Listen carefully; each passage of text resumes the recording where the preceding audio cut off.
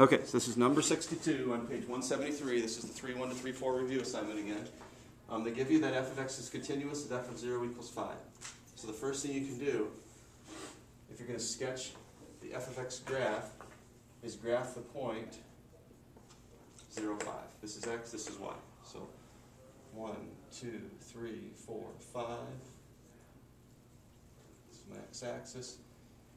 I at least want to get that point correct to start. So start by doing that.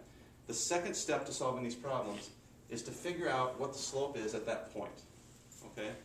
So you have to look up here. The derivative gives you the rate of change or the slope of f of x. So f prime of x means this equation is giving you the slope of the graph I'm trying to sketch. So 0 is less than 2. So right now, if I'm at this point, I'm talking about this part of the derivative. So when x is less than 2, so anytime x is to the left of 2, less than 2, anything on this side of the graph, the slope's going to be negative 2. Okay? So a slope of negative 2, I'm going to think of that as negative 2 over 1. Remember, slope is rise over run. So that means I'm going to come down 2 over 1, put a point. Down 2 over 1, put another point. So I'm coming down 2 over 1, down 2 over 1. Whoops, I think I messed up a little bit here. Down 2 over 1 would put me at the point 1, 3. Down 2 over again would put me at the point 2, 1. There we go. I don't want to go any further because x is less than 2. Okay? Now some people might be thinking, should that be an open circle because of that? There's no equal bar there. No, it's got to be closed because it's a continuous. The directions tell us this is a continuous graph. The other thing you can do is you can think of the slope as 2 over negative 1.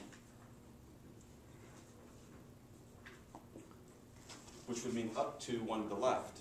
So you could also go up to 1 left. Up to 1 left.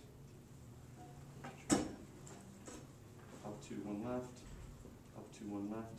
So in the end you end up with a line that looks something like this. You want to put an arrow on this left edge because x can be anything less than 2. So we can keep going to the left. We don't want to put an arrow here because when we get to 2 we have to stop because we're going to switch to a different slope. Now once you get that done, now go ahead and deal with the second part of the derivative.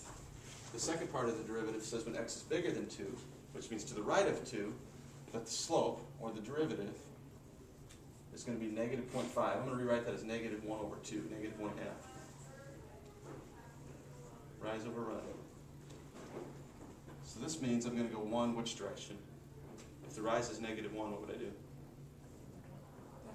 1 down, and 2 to the right. Okay? So I go down 1, 2 to the right.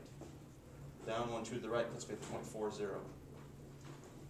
Down another 1, 2 to the right, puts me at 6, negative 1.